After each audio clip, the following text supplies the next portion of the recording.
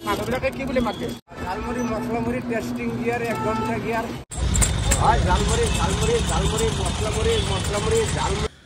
Hello' বন্ধু বান্ধৱীসকল, মোৰ চেনেলৰ অন্য এটা ভিডিঅ'লৈ স্বাগতম। তেখেতৰ মুখেৰে ইতিমধ্যে শুনিলে জালমুড়ি জালমুড়ি জালমুড়ি, এয়া তেখেতে নিজে কোৱা কথা। আৰু এয়া দেখিছে সন্মুখত তেওঁৰ টেমা জকৰি আছে, তেওঁৰ পিন্ধন উৰণ টুপি পৰ্যন্ত, ভৰিত চেণ্ডেল আৰু সম্পূৰ্ণ বস্তুবিলাক কি কৰিছে, তেওঁ কালাৰ কৰি লৈছে মানে টেমাবিলাক। এই ব্যৱসায়ত কেনেকৈ তেওঁৰ এই দিমাগটো আহিল, মানুহক আকৰ্ষণ কৰা এক পদ্ধতি নেকি, ক'ৰ পৰা আহিছে, কেনেকৈ ব্যৱসায়ত জড়িত হ'ল, কিমান বছৰ কৰিছে, ইনকাম কি, এই সম্পূৰ্ণ বিৱৰি তেওঁৰ বেকগ্ৰাউণ্ডক লৈ কিনে আজি এই ভিডিঅ'টো আৰম্ভ কৰিছোঁ।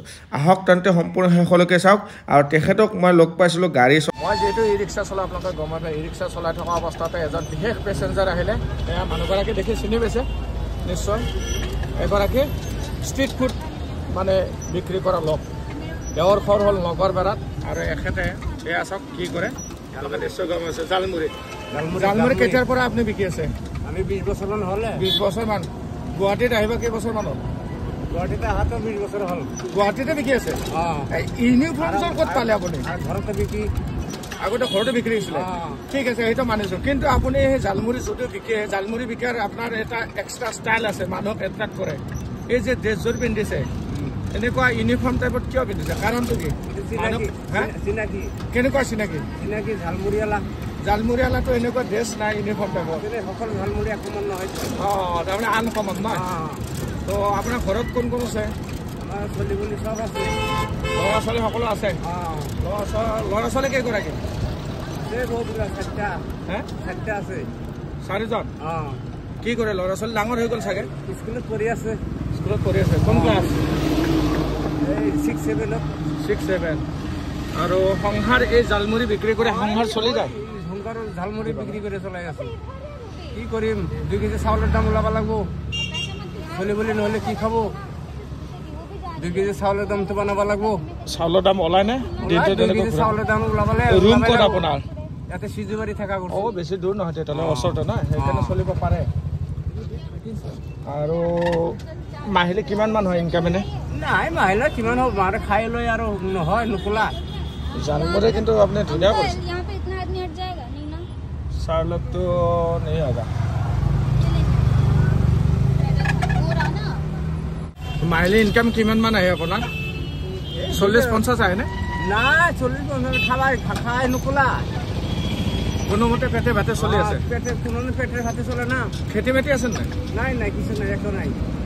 আপোনাৰ এই দিমাগত আইডিয়াটো কেনেকুৱা আহিল? এই যে ড্ৰেছযোৰ লৈছে, কাম নহ'লে মৰব লগা হ'ল, নতুন কৰিব লগা হ'ল। পঢ়া শুনা কিমান মান লগা হ'ল? কিবা এটা লৈ পেলাই ঘূৰি আছো। পঢ়া শুনা কিমান মান কৰিছিল? আমি নাই, আমাৰ পঢ়া শুনা নাই। সেইটো কাৰণে ভাইটি দুগৰাকী পিছফালে বহি আছে, তেওঁলোকৰ চাই নিজকে আচৰিত কৰিছে। ভাইটি কি ক'ব, এখেতে যে আনকমন ড্ৰেছ পিন্ধি জালমুড়ি বিকি আছে, কিবা ক'বা নেকি তোমালোকে? এখেতৰ পদ্ধতিটো ভাল লগাইছে কিন্তু নহয়, মানুহক এট্ৰেক্টিভ কৰাৰ এটা আইডিয়া লগাইছে নহয়। পিছফালে মানুহ দুগৰাকীও ক'লে, অৰ্থাৎ পেচেঞ্জাৰ দুগৰাকীও ক'লে এটা সুন্দৰ আইডিয়া লগাইছে মানুহক এট্ৰেক্ট কৰা। আৰু মহিলা মানুহবিলাকে ৰেচপঞ্চ কেনেকৈ দিয়ে, কি বুলি মাতে আপোনাক? এনে ধৰক ৰাস্তাতে গৈ আছে, গৈ থাকোঁতে কি বুলি মাতে আপোনাক? মানুহবিলাকে কি বুলি মাতে? ঝালমুড়ি বুলি মাতে। জালমুড়ি বুলি মাতে? ডাইৰেক্ট জালমুড়ি বুলি মাতে? ঝালমুড়ি, মছলামুড়ি, টেস্টিং গিয়াৰ, 1 ঘন্টা গিয়াৰ।